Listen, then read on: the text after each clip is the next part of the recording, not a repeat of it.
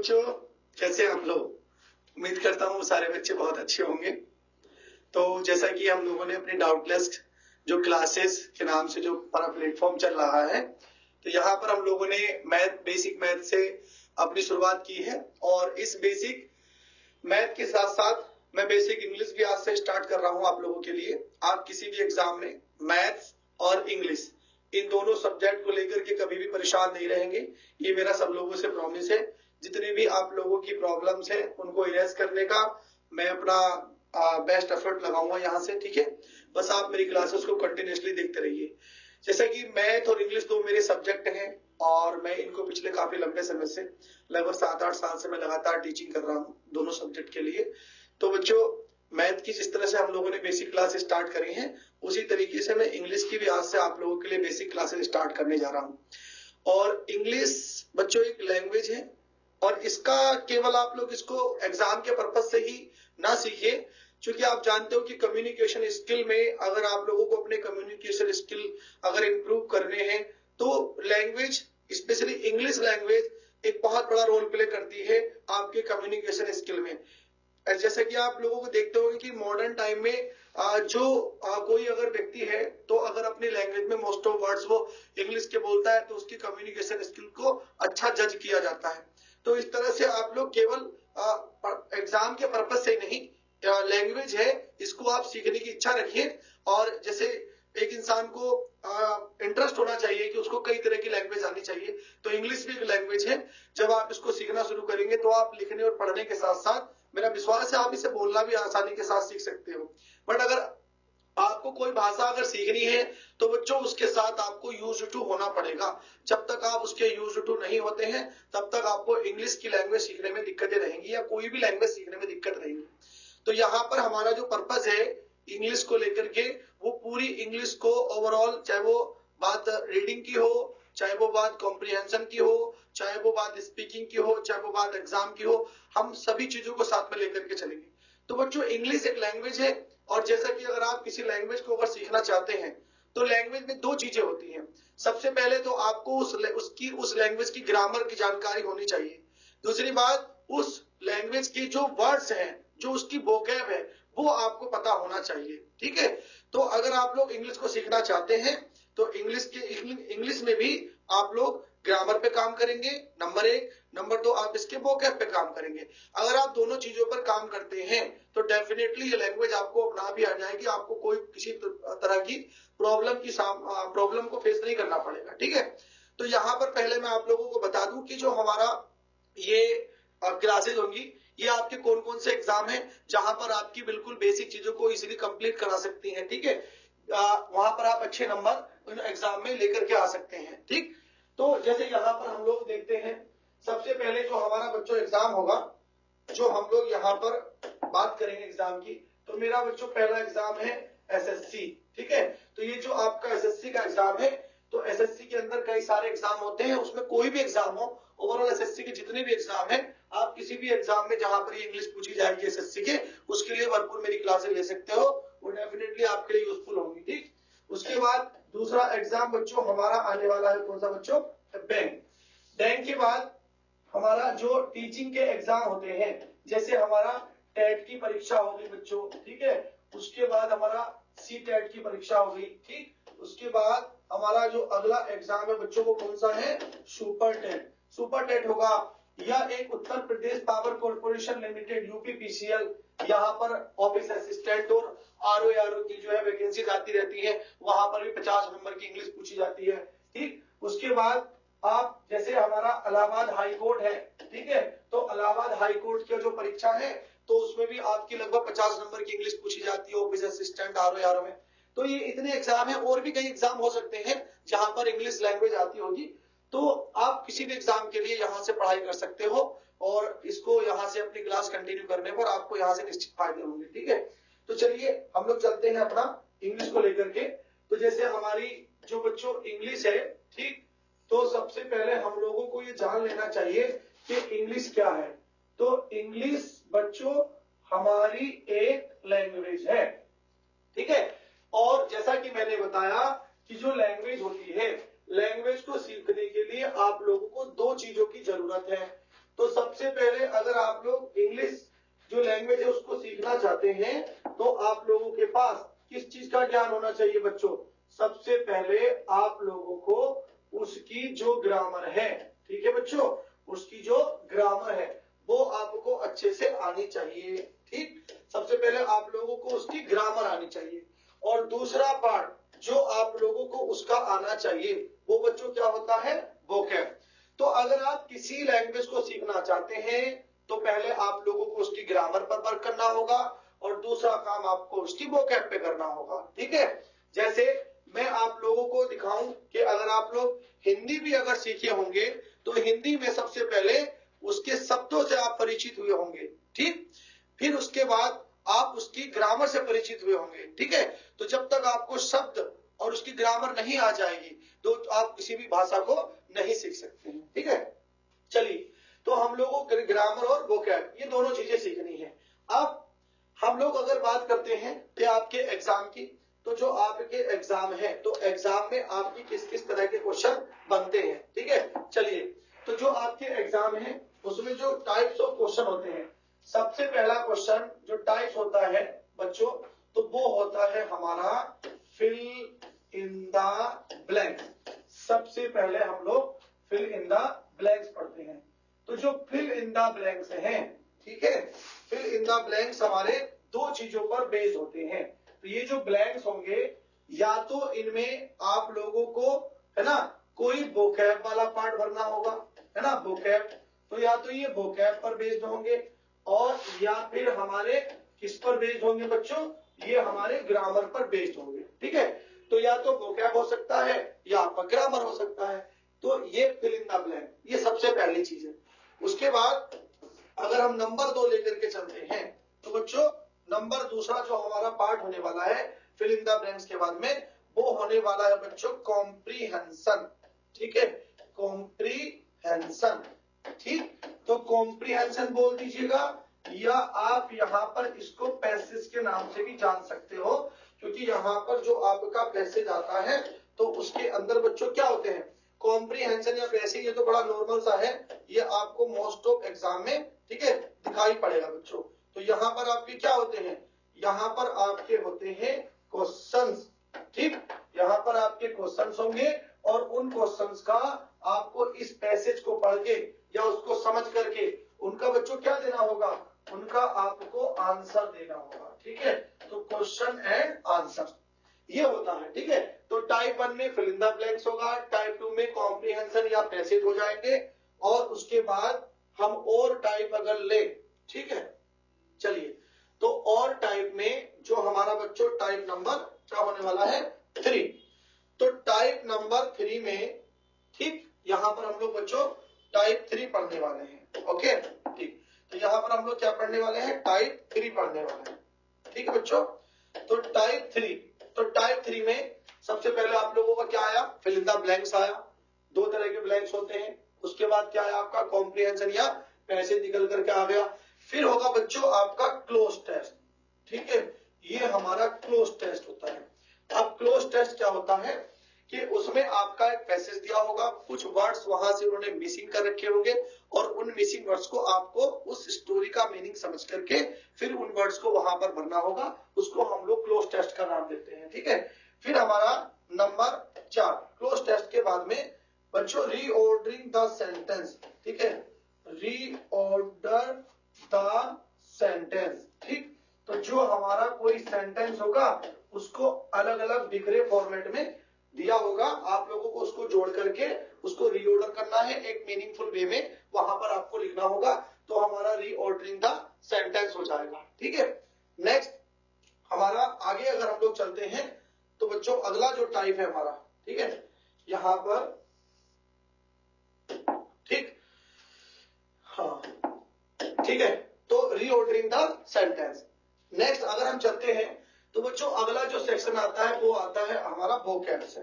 ठीक है, तो हमारा अगला पार्ट वोकैब से होगा, तो ये हमारा वोकैब वाला सेक्शन हो जाएगा। अब वोकैब वाला जो सेक्शन होगा तो उससे देखिए आपकी कौन कौन सी चीजें आने वाली है वोकैब वाले सेक्शन से। ठीक है, तो बच्चों वोकैब वाले सेक्शन में सबसे पहले जो हमारा आने वाला है, ठीक, क्या आने वाला है? सबसे पहले आना बच्चों आपको हमारे सिनोनियम्स, ठीक, या साइनोनियम्स, ठीक। उसके बाद नंबर 2 पे हमारा क्या आ जाएगा बच्चों? एंटोनियम्स हो जाएंगे। नंबर 3 पे हमारा क्या होगा बच्चों? वन वर्ड सब्स्टिट्यूशन, ठीक है, सब्स्टिट्यूशन, ठीक। तो यहाँ पर वन वर्ड सब्स्टिट्यूशन हो जाएगा। नंबर उस पे बच्चों नेक्स्ट हो जाएगा हमारा क्या बच्चों? Idiom phrases, idiom phrases. फिर हमारा क्या हो जाएगा नंबर 5 पर? नंबर 5 पर हो जाएगा बच्चों स्पेलिंग, ठीक है। तो ये आपके एग्जाम है जहां पर आपके क्वेश्चन बनते हैं। तो वोकैब से आपका सिनोनियम पे बन सकता है, एंटोनियम पे बन जाएगा, वन वर्ड हो सकता है, इडियम फ्रेजेस, स्पेलिंग चेक, जितने भी आपके एग्जाम होते हैं यहीं से इसी तरह के क्वेश्चन बनते रहते हैं। तो ये सारी चीजें जितने भी प्रकार के हमारे क्वेश्चन बनते हैं ये आप तभी करवा सकते हो जब आप इंग्लिश की वोकैब और ग्रामर, देखिए ध्यान से, सारी चीजें वोकैब और ग्रामर पर बेस्ड है, ये तो आपको सीखना पड़ेगा। तो चलिए मैं आज आपकी जो शुरुआत कर रहा हूं पहले बताता हूं आज आप लोगों को कि हम लोगों को कहां से शुरुआत करनी चाहिए, ठीक है। तो बच्चों जैसे मैंने आप लोगों को बताया शुरू में कि जो हमारी इंग्लिश है, तो इंग्लिश क्या है? इंग्लिश एक हमारी लैंग्वेज है। और लैंग्वेज कैसे, मतलब बच्चों लैंग्वेज है, और लैंग्वेज का यूज हम कब करते हैं? जब हम क्या करते हैं बच्चों? स्पीच करते हैं। तो अगर स्पीच का मतलब क्या हो गया बताइए? बोलना। तो जब हम बोलेंगे तो किसी ना किसी लैंग्वेज का तो यूज करेंगे ना। तो जब हम लैंग्वेज का यूज करते हैं तो तब जब हम बोलते हैं तो किसी लैंग्वेज का यूज करते हैं। तो उस लैंग्वेज को यूज करते समय, ठीक है, हमारा जो काम होता है वो क्या होता है? उस लैंग्वेज के माध्यम से हम लोग स्पीच कर सकते हैं। तो जब हम बोलते हैं, ठीक, तो हमारे बोलते समय जितने भी शब्द होते हैं जो हमारे मुंह से निकलते हैं उस लैंग्वेज के, तो उन सब का अपना अपना एक नाम होता है, ठीक है। जैसे मैंने अभी आपको बोला उन सब का अपना अपना नाम होता है। तो उन आया, सबका आया, अपना अपना आया, नाम आया, तो इन सब का भी अपना अपना एक नाम है, ठीक है। जैसे मैं उदाहरण की बात लेता हूं, ठीक है। जैसे मैं एक क्वेश्चन लेता हूं, मैं आपको, ठीक है, ठीक, मैं आपको पढ़ा रहा हूं। ये बात मैं देखिए जो नॉर्मली बोल, अब मैं हिंदी भाषा का यूज कर रहा हूं। तो जैसे मैंने हिंदी भाषा में अगर आपके सामने स्पीच कर रहा हूं तो मेरी स्पीच करते समय ये मैंने हिंदी भाषा का प्रयोग करा और हिंदी भाषा के इतने शब्द यहां पर निकल करके आए हैं। तो देखो यहां पर ये जो शब्द हैं ये हिंदी में निकले हैं, लेकिन जब मैं इंग्लिश से बोलूंगा तो कैसे बोलूंगा बच्चों? कि आई एम, है ना, I am TEACHING, I am teaching you, ठीक है। तो देखो जब मैं इंग्लिश में बोला आप लोगों के सामने मैंने स्पीच करी तो ये वर्ड निकल कर आए। अब इन सबका अपना एक नाम है। तो इन सबका नाम क्या है? जैसे आई क्या है बच्चों? आई एक प्रोनाउन है, ठीक। एम क्या है? एक हेल्पिंग वर्ब है। टीचिंग क्या है? एक मेन वर्ब है। और यू बच्चों यहां पर क्या है? एक, ये भी एक प्रोनाउन है। बट यहां पर अब आप देखोगे तो जैसे मैंने बताया ये क्या है? ये बच्चों एक हमारा प्रोनाउन है, ठीक है। एम क्या है? हमारी एक हेल्पिंग वर्ब है। ये क्या है? एक मेन वर्ब है। और ये क्या है बच्चों? ये भी एक हमारा प्रोनाउन है, ठीक है। तो इतनी चीजें यहां मैं आप लोगों को बता रहा हूं। तो जैसे हिंदी में अगर हम बात करें तो ये बच्चों क्या हो गया? एक सर्वनाम हो गया, ठीक है। आप भी क्या हो गए? सर्वनाम हो गए। पढ़ाना क्या हो गया? क्या होगी बच्चों? क्रिया हो गई। तो इस तरह से एक जब हम लैंग्वेज को बोलते हैं तो हम स्पीच करते हैं, और स्पीच हमारे मुंह से जब निकलती है तो वो टुकड़ों में निकलती है, एक बार में सब कुछ नहीं निकल जाता। तो वो जो टुकड़े होते हैं किसी भाषा के उन सबके अपने अपने नाम हैं। जैसे प्रोनाउन हो गया, ठीक है बच्चों, और क्या हो गया? वर्ब हो गया। यहां पर दो चीजें हमारी आई हैं। तो इस तरह से एक स्पीच के कितने पार्ट्स हो सकते हैं? जब अपने मुंह से बोलते हैं तो कौन कौन सी चीजें हैं जो पार्ट्स में हमारे मुंह से निकल रही हैं? लैंग्वेज को लेकर के हमारे मुंह से निकलने वाले प्रति एक शब्द का, हर एक वर्ड का अपना आप में एक नाम है। तो वो कौन कौन से पार्ट्स हैं जो हमारे मुंह से लगातार निकल रहे हैं? और सीखते हैं, ठीक है। जैसे कि मैं आप लोगों को बताने वाला हूं यहाँ पर, ठीक। चलिए, तो बच्चों यहाँ पर हमारा जो स्पीच है, ठीक, तो स्पीच जो होगी तो उस स्पीच के क्या होने वाले हैं, उस स्पीच के अपने हिस्से होने वाले हैं, ठीक है। क्या होने वाले हैं, स्पीच के अपने हिस्से, ठीक। तो बच्चों जो हमारी स्पीच है, ठीक, तो इस स्पीच जब मैं बोल रहा हूं, मैं क्या कर रहा हूं आपके सामने, स्पीच कर रहा हूं, तो इस स्पीच के जो हिस्से हैं उनको क्या बोला गया बच्चों, पार्ट्स बोला गया है, ठीक है। तो ये हो जाता है स्पीच और ये हो जाता है पार्ट्स। तो अगर हम इस पूरे शब्द को एक साथ लेकर के चलें तो ये हो जाता है बच्चों हमारे पार्ट्स ऑफ स्पीच, ठीक। तो बच्चों जैसे आप लोग जब हिंदी पढ़ते हो तो हिंदी जो लैंग्वेज है, हिंदी को पढ़ने के लिए सबसे पहले आपको का, खा, गा, घा, है ना, जो हिंदी वर्णमाला के अक्षर हैं सबसे पहले आपने उनको सीखा है। ऐसे ही इंग्लिश लैंग्वेज में आपको ABCD ये सब आता है, तो अल्फाबेट आपने सीखे हैं। फिर हिंदी को मिलाकर के पढ़ने के लिए जब आप उसको मिलाकर के पढ़ते थे, जैसे का, माला, कमल, ठीक है, तो उसी तरीके से आपने सारे शब्दों को इंग्लिश में भी मिलाकर के पढ़ना सीखा। जैसे जैसे आप लोगों को यहाँ पर लेते हैं बच्चों, जैसे आप लोग का को जानते थे तो यहाँ पर आप लोग ए को जानते थे।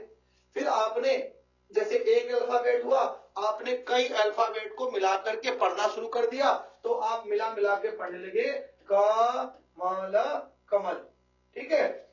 और यहाँ पर आपने इसको भी मिलाकर के पढ़ना शुरू कर दिया। जैसे यहाँ पर हम लोग क्या ले सकते हैं बच्चों, कोई भी ऐसा नाम ले सकते हैं, जैसे COME, तो इसको पढ़ा आपने का, माला, कमल, और इसको पढ़ा आपने COME, कम, ठीक। बट आपने केवल यहाँ पर 3 अल्फाबेट को मिलाया है। तो सुनो, ये क्या था, इसको हमने बोला है अक्षर, और ये हमारा क्या हो गया, अल्फाबेट। तो जब कई सारे अल्फाबेट या कई सारे अक्षर एक साथ आते हैं तो उसको हम बोलते हैं वर्णों का समूह या ग्रुप ऑफ अल्फाबेट इंग्लिश में। तो जब हम एक ग्रुप ऑफ अल्फाबेट को मिला दें, बट मिलाने के साथ साथ हमने मिला तो दिया, जैसे यहां पर मिला दिया और यहां पर भी मिला दिया, बट एक चीज ध्यान दो, ऐसे हम लोग किसी भी अल्फाबेट को नहीं मिला सकते या किसी भी वर्ण को नहीं मिला सकते हैं। मिलाने के साथ साथ ये भी बहुत जरूरी है, उनका अपना आप में एक मीनिंग होना चाहिए। अब जैसे आप लोगों को समझ में आया होगा कि का, माला, कमल, तो कमल तो मतलब सब जानते हैं ना कमल क्या होता है। कमल क्या होता है बच्चों, कमल होता है एक फूल, एक फूल का नाम है कमल। लेकिन अगर मैं इसे ऐसे कर दूं बच्चों, लय में के लमा, ठीक, तो देखिए जो 3 वर्ण, जो हिंदी के 3 वर्ण ऊपर रखे हैं वो यहां भी रखे हैं, मगर इसका कोई मीनिंग नहीं है, बट ऊपर मीनिंग है। तो वर्णों को किसी भी लैंग्वेज की सबसे पहली जो यूनिट है, जो इकाई है, वो क्या है, वर्ण है। और जब वर्णों को मिलाकर के पढ़ते हैं तो क्या बनता है, एक वर्ड बनता है, एक शब्द बनता है, ठीक है। तो एक शब्द बना। अब उस शब्द से, ठीक, उस शब्द के साथ साथ में हमारा ये भी जरूरी है कि उस शब्द का अपना एक मीनिंग होना चाहिए। जब तक उस शब्द का मीनिंग नहीं होगा तब तक ऐसे ग्रुप ऑफ लेटर या वर्णों के समूह का कोई मतलब नहीं है, ठीक है। तो हम लोग क्या सीख रहे हैं बच्चों, देखो एक छोटी सी यूनिट से हम लोग लैंग्वेज को सीखने की कोशिश कर रहे हैं। अब ऐसी इंग्लिश में आ जाओ, जैसे आपने पढ़ा COME, कम। अब इसका अपना एक मीनिंग है, कम मतलब आना। तो अगर मैं इसको ऐसे कर दूं बच्चों, जैसे MECO, ठीक है, इसका तो कोई मीनिंग नहीं निकला, कोई डिक्शनरी में ऐसा वर्ड ही नहीं बना है।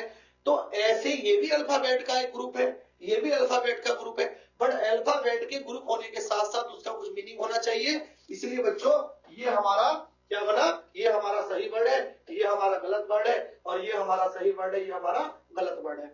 तो बात समझ में आई कि हम लोग क्या सीख रहे हैं, बताओ, लैंग्वेज सीख रहे हैं। तो लैंग्वेज को सीखते समय, ठीक है, तो बच्चों यहाँ पर मैं आप लोगों को जो पार्ट्स ऑफ स्पीच बता रहा हूं, ठीक, उसको मैं अभी बताने वाला हूं, बट पहले मैं आपको और चीजें समझा रहा हूं कि जैसे जो हमारे पार्ट्स हैं वो बने कैसे हैं, ठीक है। आइए तो हम लोग लेकर के चलते हैं, ठीक है। चलिए नेक्स्ट हम लेंगे बच्चों यहां से चलिए देखिए, तो हम लोग क्या पढ़ रहे हैं, पार्ट्स ऑफ स्पीच, बट अभी समझो पूरी बात को। तो जैसे जो लैंग्वेज है ना, यहां पर जो हमारी लैंग्वेज है उसको पूरा समझो। मैं थोड़ा सा और बेसिक में जाना चाह रहा हूं। पार्ट्स ऑफ स्पीच पढ़ाने के लिए मुझे फिर आप लोगों को और बेसिक से लेकर जाना पड़ेगा, तभी आप समझ पाओगे। बस आप समझ बैठो। अब देखो बच्चों, जैसे कोई लैंग्वेज है तो लैंग्वेज की सबसे जो हमारी फर्स्ट यूनिट है, किसी भी लैंग्वेज की जो बच्चों फर्स्ट यूनिट है, जब हम किसी लैंग्वेज की शुरुआत करते हैं तो वो कहां से करते हैं। हिंदी में बात करें तो हम लोग शुरुआत करते हैं वर्णों से, और इंग्लिश में बात करें तो हम लोग बात करते हैं बच्चों अल्फाबेट से। ठीक है, अल्फाबेट। ठीक, तो वहां पर हम लोग अल्फाबेट से शुरुआत करते हैं। ओके, तो जैसे वर्णों की बात आई, हिंदी में अगर वर्णों की बात करेंगे तो क्या हो गया, का, खा और गा। ठीक, अगर अल्फाबेट की बात करेंगे तो क्या होगा बच्चों, ए, ठीक है, फिर उसके बाद होगा बी, फिर होगा सी। ठीक, तो इस तरह से हमारा ये बहुत सारे वर्ण हैं हिंदी में, है ना। हिंदी में कितने वर्ण है बच्चों, हिंदी में जो टोटल वर्ण है वो है 52, और इंग्लिश में जो टोटल अल्फाबेट है वो कितने हैं, 26। बस मैं आपको यही बताना चाह रहा हूं कि इन्हीं 52 वर्ड को मिलाकर के पूरी लैंग्वेज के सारे शब्द बने हैं। ठीक, तो चलो जैसे हम लोगों ने देखा, तो पहली चीज वर्ण है, और जब आप बहुत सारे वर्णों को मिला दोगे, ठीक है, तो बहुत सारे वर्णों को मिलाने पर क्या बनता है बच्चों, शब्द। तो पहली यूनिट वर्ण है और अगली यूनिट क्या है बच्चों, शब्द। तो ये हमारी फर्स्ट यूनिट है भाषा की, और ये हमारी कौन सी यूनिट होगी बच्चों, सेकंड। तो सेकंड यूनिट होगी बच्चों शब्द। अब शब्द क्या होता है, जैसा मैंने अभी पीछे डिफाइन करा कि जब कई वर्ण एक साथ आ जाए, कई अल्फाबेट एक साथ आ जाए, ठीक है, तो ये हमारी बच्चों यहाँ पर फर्स्ट और ये हमारी सेकंड स्टेज चल रही है। यहाँ पर पूरी बात आप समझ के चलिएगा, जिसको नहीं भी आता होगा तब भी आने लगेगा। ठीक है, तो बच्चों ये क्या हमारा, ये हमारा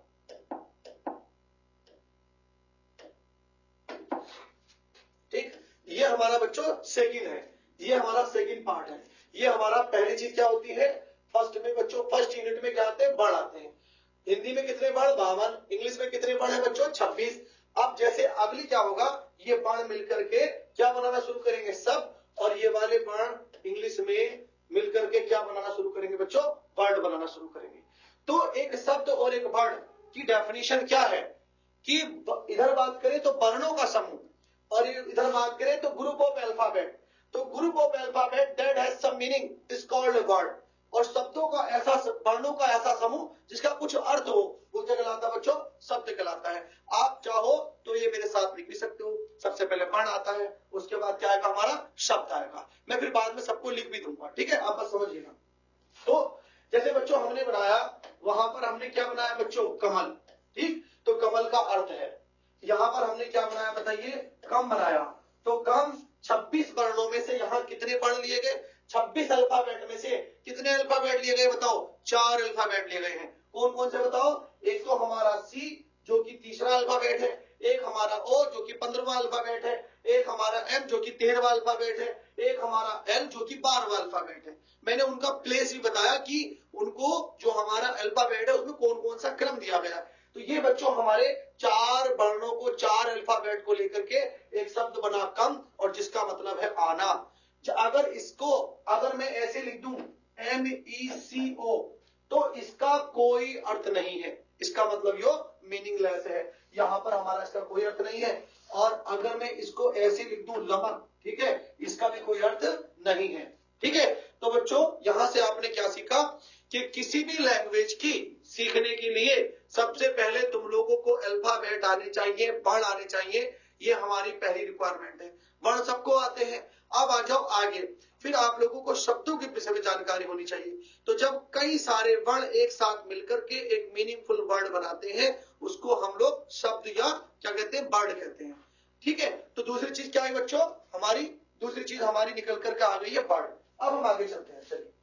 ठीक है, तो मैं आप लोगों को बाद में सबको एक साथ भी एक्सप्लेन करूंगा। पहले आप बस मेरी बात को समझने की कोशिश करिए कि मैं जो समझाने की कोशिश कर रहा हूं। ठीक है, तो पहली चीज अल्फाबेट में अल्फाबेट आएंगे, दूसरी वर्ड आएंगे। अब सुनो, अब हमारा जैसे कि पहले नंबर पर है ना, यहां पर जो हमारा पहला नंबर है, तो पहले नंबर पर हमारे आए हैं अल्फाबेट, ठीक है। नंबर दूसरे पर क्या आया बच्चों, हमारा वर्ड आ गया। और नंबर तीसरे पर हमारा क्या होगा बच्चों, फ्रेज आ जाएगा, फ्रेज, ठीक। नंबर 4 पर हमारा क्या आएगा बच्चों, नंबर 4 पर हमारा आ जाएगा सेंटेंस। और नंबर 5 पर क्या आ जाएगा बच्चों, पैसेज निकल करके आ जाएगा, ठीक है, जिसको हम लोग बोलते हैं पैरा, है ना, पैराग्राफ बोलते हैं, ठीक है, पैसेज। तो जैसा मैंने बताया अल्फाबेट में क्या था बच्चों, यहाँ पर A B C dash Z तक हम लोग जाएंगे और ये टोटल मिलाकर के हमारे 26 अल्फाबेट हैं, ठीक है। ये हमारे कितने अल्फाबेट हैं बच्चों, 26। ये हमारे टोटल मिलाकर के 26 अल्फाबेट हैं, ठीक। बात समझ में आई आप लोगों को, ठीक है। चलिए, तो बच्चों ये कितने अल्फाबेट हैं टोटल मिलाकर के, 26। बस इन्हीं 26 अल्फाबेट को यूज कर करके आप बहुत सारे वर्ड बना सकते हो। और यहां पर हम लोग कह सकते हैं कि ग्रुप, है ना, ऑफ किसका बच्चों, ग्रुप ऑफ अल्फाबेट, ठीक है। यहां पर हम लोग बोल सकते हैं ग्रुप ऑफ अल्फाबेट। तो ग्रुप ऑफ अल्फाबेट, बट क्या बताया, कुछ ना कुछ मीनिंग होना चाहिए। अब बात आती है बच्चों किसकी, बताओ, फ्रेज की। अब फ्रेज क्या होता है, तो जैसे बहुत सारे अल्फाबेट मिलकर के एक मीनिंगफुल वर्ड बनाते हैं, इसी तरीके से बहुत सारे, है ना, वर्ड मिलकर के, group of words, group of alphabet, group of words. तो जब ग्रुप ऑफ वर्ड्स मिलेंगे तो वो क्या बनेगा, जो ग्रुप ऑफ वर्ड्स ही कहलाता है हमारा फ्रेज। बट ये भी ग्रुप ऑफ वर्ड्स है, ये भी ग्रुप ऑफ वर्ड्स है, लेकिन इन दोनों में डिफरेंस क्या है, तो एक सेंटेंस भी ग्रुप ऑफ वर्ड्स होगा, एक फ्रेज भी ग्रुप ऑफ वर्ड्स होगा। लेकिन फ्रेज और सेंटेंस में बेटे अंतर ये होता है बच्चों कि फ्रेज का मीनिंग इनकम्प्लीट होता है और सेंटेंस का मीनिंग क्या होता है, कंप्लीट होता है। जैसे देखिए यहां पर, है ना, आपने क्या पढ़ा था बच्चों, ऊपर हम लोगों ने पढ़ा था कम, ठीक है। तो यहां पर हम लोग इसके इस वाले वर्ड का प्रयोग, है ना, 2-3 वर्डों के साथ और कर सकते हैं। जैसे मैं आप लोगों को एक शब्द दिया था, ये सिंगल वर्ड था, बस जैसे मैंने लिखा बच्चों आ, है ना, यहां पर लिखा हम लोगों ने ब्लैक और क्या कर दिया बच्चों, काउ। तो देखिए यहां पर कितने वर्ड आए हैं, 1 2 और 3। तो यहां पर देखो ये जो कम था इसमें कितने लेटर आए थे, 1 2 3 और 4। तो जो कम था वो क्या था, अल्फाबेट का ग्रुप है। लेकिन जो हमारा अब ब्लैक काउ है वो किसका ग्रुप है, वो बर्डों का ग्रुप है। तो जो बर्डों का ग्रुप होगा वो फ्रेज होगा, क्योंकि इसका सेंटेंस मीनिंग, इसका एक कंप्लीट मीनिंग नहीं है। इसका मतलब होगा एक काली गाय, दैट्स इट, और कुछ नहीं। अब काली गाय क्या कर रही है क्या नहीं कर रही है हम लोगों को जानकारी नहीं है ना, तो हम लोगों को पता नहीं चल रहा है यहाँ पर कि यार काली गाय का मतलब यहाँ पर आगे क्या है, उसके विषय में कोई जानकारी नहीं है। इसका मतलब यहाँ पर ग्रुप ऑफ वर्ड्स तो है, हाँ उसका अर्थ है एक काली गाय, बट उसका एक कंप्लीट मीनिंग नहीं है। तो जिसका कंप्लीट मीनिंग नहीं होता है उसको बच्चों हम लोग क्या नाम देते हैं बताओ, फ्रेज का नाम देते हैं। अब आगे आ जाइएगा सेंटेंस। तो ये भी एक ग्रुप ऑफ वर्ड्स है, बट इसका जो क्या है बच्चों, जो हमारा इसका मीनिंग होगा वो क्या होगा, कंप्लीट मीनिंग होगा। जैसे मैं लिख सकता हूं यहां पर देखिए, है ना, black cow is grazing, GRAZING, है ना, ग्रेजिंग इन द फील्ड, ठीक है, is grazing in the field. अब आपने देखिए यहां पर लिखा है एक काली गाय मैदान में चल रही है, तो इसका एक पूर्ण अर्थ निकल कर आया, कंप्लीट मीनिंग निकल कर आया। तो जिसका कंप्लीट मीनिंग होगा, ग्रुप ऑफ वर्ड्स होगा, वो क्या कहलाएगा बच्चों, हमारा सेंटेंस कहलाएगा। जिसका इनकम्प्लीट मीनिंग होगा तो वो क्या कहलाएगा बच्चों, हमारा फ्रेज कहलाएगा, ठीक। अब बात आती है पैसेज की, ओके। चलिए, तो बच्चों क्या होगा, अब ग्रुप ऑफ सेंटेंस, जब बहुत सारे सेंटेंस, है ना, इसको हम बोल सकते हैं बच्चों है ना, group of sentence, a group of sentence. तो बच्चों क्या होगा, सेंटेंसेस, ठीक। यहां पर बहुत सारे सेंटेंसेस का जो ग्रुप होगा उसको हम लोगों ने क्या नाम दिया, पैसेज नाम दिया। तो बच्चों इस तरह से आपकी एक लैंग्वेज की क्या होती है, शुरुआत होती है। अब समझना शुरू करो। देखिए सबसे पहले आप लोगों ने अल्फाबेट याद कर लिए हैं, फिर आपने अल्फाबेट को मिला मिला करके पढ़ना शुरू कर दिया होगा इंग्लिश को, कम, गो, ईट, वाट, ये सारी चीजें आप लोगों को आ रही होंगी। फिर आप लोग कई सारे वर्ड को अब मिलाना शुरू कर दिए, जैसे BLACK ब्लैक, COW, A। अब यहां से आपकी धीरे धीरे आपको लैंग्वेज को पढ़ना आ गया, अब उसका मीनिंग भी निकालिए। तो बच्चों अगर आप मीनिंग निकालना चाहोगे तो आपको उसके अर्थ याद करने पड़ेंगे, और जो मीनिंग है, जब हम किसी का मीनिंग याद करते हैं तो वो शब्द है सारे, उसी शब्द को हमने बोला है वोकैब। ठीक है, तो हम लोगों को यहाँ पर वोकैब बराबर सीखनी होगी। जैसे वोकैब का मतलब होता है ब्लैक का मतलब काला, काऊ का मतलब गाय, ए का मतलब एक, ठीक है, ग्रुप का मतलब समूह, ठीक है, और यहाँ पर सेंटेंस का मतलब वाक्य, ग्रेजिंग मतलब चरना, फील्ड मतलब मैदान। तो ऐसे ये सब वोकैब हैं, ये आप लोगों को सब तभी आएंगे जब आप इनको याद करने की कोशिश करेंगे। बस बच्चों इसी तरीके से एक छोटी सी यूनिट से मिलकर के बहुत सारी यूनिट जब मिलती चली जाती हैं तो एक लैंग्वेज बन जाती है। अब ये जितने भी वर्ड्स हैं, क्या है, ग्रुप ऑफ वर्ड्स, ये जितने भी वर्ड्स हैं इन सबका अपना अपना एक नाम है। जैसे मैं आप लोगों को उदाहरण देता हूं, ठीक है, आइए चलते हैं। तो इसको आप अगर बच्चों लिखना चाह रहे हैं अपनी किसी उस पर, तो इसका आप स्क्रीनशॉट ले सकते हैं, ठीक, फिर हम आगे चलते हैं। ओके, चलिए, तो हम लोग जो ये बात पढ़ने वाले थे, ये हमारी शुरुआत कहां से हुई थी बच्चों, कि हम लोग पढ़ने वाले थे पार्ट्स ऑफ स्पीच। तो पार्ट्स ऑफ स्पीच को बताने से पहले मैंने बताया कि पार्ट्स होते क्या है, ठीक है, स्पीच होती क्या है। तो स्पीच का मतलब बच्चों क्या होता है, एक तरीके से एक सेंटेंस, और पार्ट्स कौन से हो गए, जो उस सेंटेंस में क्या रहे बच्चों, वर्ड्स। क्योंकि आप लोग समझ चुके हो कि सेंटेंस क्या है, sentence is a group of words. तो उस सेंटेंस के अंदर बहुत सारे वर्ड्स आएंगे, उन वर्ड्स को ही नाम दिया जाएगा पार्ट्स। ठीक, आओ जैसे देखते हैं। जैसे मैंने बोला ए, है ना, क्या बोला बच्चों, ब्लैक काउ, ठीक, तो ये एक ब्लैक काउ, और यहां पर हम लोग बोला इज, है ना, ग्रेजिंग इन द FIELD, है ना, इन द फील्ड। तो ये देखिए, ये क्या लिखा मैंने, सेंटेंस लिखा, सेंटेंस का मतलब स्पीच से होता है, और उसके क्या हो गए पार्ट्स, पार्ट्स क्या होते हैं, वर्ड। तो सेंटेंस को क्या बताया था कि वर्ड्स का समूह, देखिए कितने सारे वर्ड्स आ रहे हैं, सबके सब अपना आप में समूह है।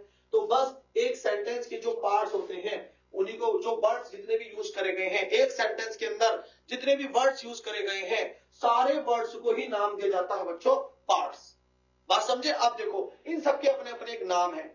जैसे एक आर्टिकल है, ब्लैक यहाँ पर एक एडजेक्टिव है, काउ यहाँ पर एक नाउन है, इज यहाँ पर एक हेल्पिंग वर्ब है, ग्रेजिंग यहाँ पर एक वर्ब है, इन एक प्रेपोजिशन है, द एक आर्टिकल है, फील्ड यहाँ पर, है ना, एक नाउन के तौर पर प्रयोग करा गया है, क्योंकि जब भी कोई आर्टिकल आता है तो वो नाउन से पहले आता है। ठीक है, तो देखो सबके अपने अपने नाम है। तो बस ये जितने भी वर्ड्स हैं, एक सेंटेंस में आने वाले सारे वर्ड्स, एक सेंटेंस में आने वाले सारे वर्ड्स क्या कहलाते हैं बच्चों, पार्ट्स कहलाते हैं। पार्ट्स ऑफ सेंटेंस या पार्ट्स ऑफ स्पीच, उन्हीं को हम लोग कहते हैं। तो ये कितने हो सकते हैं, आपने बोला मेरे से पूछना चाहिए, आप कमेंट में कर सकते थे। अगर मेरे सामने आप लोग मेरी क्लास में बैठे होते तो आप पूछ सकते थे, सर आपने जो नाम लिया, आर्टिकल लिया, एडजेक्टिव लिया, नाउन लिया, तो सर कितने हैं ऐसे, कब तक हम लोग याद रखेंगे। ज्यादा नहीं है, बस मात्र 8 हैं, और एक और जोड़ लीजिएगा उसमें आर्टिकल, तो कुल मिलाकर बच्चों कितने होते हैं, 9। उस आर्टिकल को हम लोग अलग से पढ़ते हैं। बस पार्ट्स ऑफ स्पीच में तो 8 ही चीजें आती हैं। ठीक है, तो आओ बच्चों हम लोग पार्ट्स ऑफ स्पीच पढ़ रहे हैं, तो उसी को हम लोग पूरा कर लेते हैं आगे। ठीक है, तो यहाँ पर बेटे मैं लिख रहा हूं प्यारे बच्चों कि हमारे पार्ट्स ऑफ, ठीक है, पार्ट्स ऑफ स्पीच, ठीक, पार्ट्स ऑफ स्पीच, और स्पीच को ही मैं यहाँ पर क्या नाम दूंगा बच्चों, सेंटेंस। पार्ट्स ऑफ स्पीच या फिर बच्चों सेंटेंस। ठीक है, तो हम लोग यहाँ पर पार्ट्स ऑफ स्पीच या सेंटेंस, है ना, पार्ट्स ऑफ स्पीच या सेंटेंस, मतलब किसी सेंटेंस के पार्ट्स या किसी सेंटेंस के क्या होंगे बच्चों, हिस्से। और पार्ट्स को भी मैं यहाँ पर ओब्लिक, है ना, यहाँ पर हम लोग बोल सकते हैं बच्चों वर्ड्स। ठीक है, क्या बोल सकते हैं बताओ, words, words of a sentence, parts of speech, बात एक ही है। ठीक है, तो इनको आप वर्ड्स भी बोल सकते हो, है ना। वर्ड्स किसके लिए, सेंटेंस के लिए, पार्ट्स किसके लिए, स्पीच के लिए। स्पीच और सेंटेंस में कोई अंतर नहीं है, वर्ड्स और पार्ट्स में कोई अंतर नहीं है। तो बात समझ में आई। ठीक है, तो चलिए ये पार्ट्स ऑफ स्पीच कितने होते हैं, तो बच्चों पार्ट्स ऑफ स्पीच की संख्या जो होती है, ठीक है, कितनी होती है, कितने पार्ट्स होते हैं, कितने पार्ट्स होते हैं बच्चों बताओ। ये बच्चों टोटल होते हैं बेटा 8। ठीक है, अब ये 8 कौन कौन से हैं उसके विषय में हमें जानकारी लेनी है। चलिए लेते हैं जानकारी। जो सबसे पहला नंबर है, तो बच्चों सबसे पहला नंबर हम लोग पढ़ने वाले हैं नाउन। दूसरे नंबर पर हम लोग पढ़ने वाले हैं प्रोनाउन। ठीक है, यहां पर हम लोग पढ़ने वाले हैं प्रोनाउन। नंबर तीसरे पर नाउन और प्रोनाउन के बाद में हम लोग पढ़ेंगे बच्चों यहाँ पर वर्ब पढ़ेंगे। और जब हमारा वर्ब हो जाएगा तो वर्ब के बाद में हम लोग क्या पढ़ेंगे यहाँ पर बच्चों हम लोग पढ़ने वाले हैं एडजेक्टिव नंबर 4। नंबर 5 पर हम लोग प्यारे बच्चों यहाँ पर पढ़ेंगे एडवर्ब। ओके, नंबर 6 एडवर्ब के बाद में हम लोग यहाँ पर पढ़ेंगे प्रपोजिशन। ठीक है, प्रपोजिशन, यहाँ पर हम लोग पढ़ेंगे प्रपोजिशन। नंबर 7 पर हम लोग यहाँ पर पढ़ेंगे कंजंक्शन, CONJUNCTION कंजंक्शन। और नंबर 8 पर यहाँ पर हम लोग पढ़ेंगे बच्चों इंटरजेक्शन। ठीक है, JUNCTION। ठीक, ये हम लोग इंटरजेक्शन पढ़ेंगे। ये 8 पार्ट होते हैं, मैं पहले से पढ़ चुका हूं। और एक चीज और बच्चों हम यहाँ पर अलग से पढ़ेंगे, वो होगी बच्चों हमारी आर्टिकल। ठीक है, वो हमारा होने वाला है आर्टिकल। तो इतने पार्ट्स हैं, इतने वर्ड्स एक सेंटेंस के अंदर आपको मिल सकते हैं या इतने पार्ट्स आपको मिल सकते हैं अभी। ठीक है, तो आज जो हमने बताया आप लोगों को, ठीक है, कि किस तरह से जो हमारी लैंग्वेज है इंग्लिश या कोई भी जो भाषा है वो कैसे बनी है। ठीक है, इस तरह से हमारी कोई भाषा बनी है। ठीक है, चलिए अब ये जो हम इनकी शुरुआत करेंगे वो आज के लेक्चर में नहीं, कल के लेक्चर के लिए आप लोग तैयार रहिए। हम लोग ये अपना में बच्चों कंप्लीट टॉपिक है, एक टॉपिक कम से कम ज्यादा भी नहीं तो 10 से 12 लेक्चर में आपका मैं कंप्लीट कराऊंगा। क्योंकि 10-12 लेक्चर में हम लोग खूब प्रैक्टिस करेंगे। आप लोगों को पूरा बिना पढ़े आप लोगों को याद नहीं करना है, बस मेरे साथ प्रैक्टिस करनी है खूब अच्छे से। और मैं आपको सब की सब चीजें आपके दिमाग में एकदम बिल्कुल सेट करा दूंगा। कोई रूल आप नहीं पढ़ेंगे कभी भी, बस मेरे साथ प्रैक्टिस करेंगे आप लोग। ओके, तो पहले बच्चों मैं कल का जो हमारा लेक्चर होगा हम लोग ये देखना चाहेंगे कि जो एक सेंटेंस होता है, ठीक है, जब एक सेंटेंस बना है तो सेंटेंस में क्या हम इनको कहीं भी रख सकते हैं? नहीं, इनका भी एक ऑर्डर होता है। हर चीज एक ऑर्डर में चलती है। तो इन सबको, इनका सबका अपना ऑर्डर होता है, इन सबका अपना अपना काम होता है। कोई जरूरी नहीं कि हर एक सेंटेंस में सबका काम हो, सब आए, ऐसा कोई जरूरी नहीं है। कई बारी 2 आ सकते हैं, कई बारी 3, कई बारी 4, इनमें से कोई भी उठ करके आ सकता है। तो जहां पर जिसकी जरूरत पड़ेगी वही चीज सेंटेंस में उठ करके आएगी। अब हमें ये पढ़ना है कल के लेक्चर में कि एक सेंटेंस के अंदर एक नाउन कौन कौन से काम कर सकता है और एक प्रोनाउन कौन कौन से काम कर सकता है। वर्ब क्या काम करेगी, एडजेक्टिव क्या काम करेगा, एडवर्ब क्या काम करेगी, प्रपोजिशन क्या काम करेगा, इंटरजेक्शन क्या काम करेगा, कंजंक्शन क्या काम करेगा, आर्टिकल क्या काम करेगा। कल को हम इनके फंक्शन जानेंगे, हम इनके रोल जानेंगे। ये करते क्या है सेंटेंस में, क्या ऐसे ही रखे रहते हैं या इनका कोई यूज भी है। ठीक है, तो इनका कुछ ना कुछ तो यूज होगा। तो कल को हम इस विषय में बढ़िया से पढ़ाई करेंगे कि इनके क्या क्या काम है। और साथ में हम लोग ये भी जानेंगे कि इन सब व्यक्तियों के, आप इनको पर्सन लेट करिए, नाउन कोई नहीं है, नाउन क्या है, एक व्यक्ति है अपना आप है, प्रोनाउन भी एक व्यक्ति है। तो कल को हम जानेंगे कि 8 और एक 9, इन 9 चीजों का आपस में कैसे कैसे रिलेशन बनता है, कौन किसको किस तरह से हेल्प करता है, कौन किसके साथ आता है, कौन किसके साथ नहीं आ सकता है। ये सारी चीज हम लोग कल के लेक्चर में जानेंगे। ठीक है, बट आज का लेक्चर ओवर करने से पहले मैं आप लोगों को एक सेंटेंस लिखूंगा और बच्चों में बताना चाहूंगा। ये हमारा कल का लेक्चर होगा, कल को मैं इनको डिफाइन करने वाला हूं आपको। ठीक है, चलिए बच्चों, जैसे आई हैव, है ना, I have taught you today, I have taught you today about English language। ठीक, तो बच्चों इस एक सेंटेंस से मैं आपको ये समझा सकता हूं कि मैंने आपको आज क्या पढ़ाया। ठीक है, आप ध्यान से देखो, क्या ये इंग्लिश ही लिखी है? बिल्कुल लिखी है, सब बच्चे जानते हैं। ठीक है, अब बताइए ये इंग्लिश जो लिखी है तो बच्चों ये क्या है? ये पूरा सेंटेंस लिखा है और एक सेंटेंस में बहुत सारे वर्ड्स हैं। ठीक, इसी तरीके से जब कोई लैंग्वेज आप पढ़ते हो तो देखिए आप उसमें बहुत सारे वर्ड्स लगातार आपको मिलते चले जाएंगे और वर्ड से मिलकर के पूरी लैंग्वेज बनी होगी। तो सबसे पहले जब आपने इंग्लिश में सीखा होगा तो ध्यान से देखो, अगर आप इनको तोड़ना शुरू करो तो देखो बच्चों ये क्या है? एक अल्फाबेट है। कौन सा अल्फाबेट है? आई। इसका नंबर क्या है? इसका नंबर है 9। ठीक, उसके बाद एच आया, उसके बाद ए आया, उसके बाद बी आया, फिर ई आया। तो कहने का मतलब है अगर आप इन सबको तोड़ के देखो तो सबके सब 26 अल्फाबेट में से कहीं बाहर नहीं जाएंगे। 26 के 26 अल्फाबेट में से कोई ना कोई आया होगा। फिर यहां पर देखो आई अकेला है, यहां पर है, ठीक है, यहां पर बच्चों जो हमारा हैव है। ठीक है, तो देखिए हैव जो है वो कितने वर्ड से, कितने अल्फाबेट से मिलकर बना है? 4। ये 2 TAUGST 1 2 3 4 5 और 1 6। इसमें कितने आए? 3। इसमें कितने आए? टुडे, है ना, 1 2 3 और 1 4। इसमें कितने आए? 4। इसमें कितने आए बच्चों?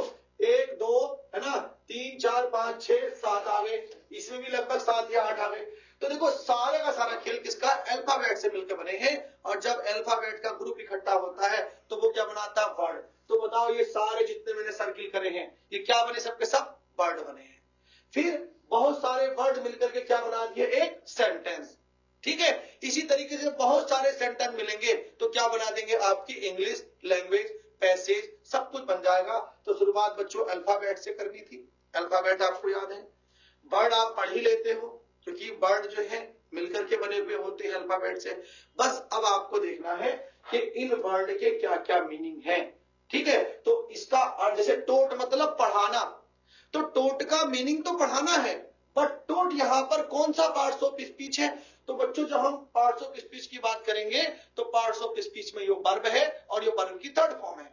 तो देखिए दोनों चीजें आ गई। कैसे बताओ?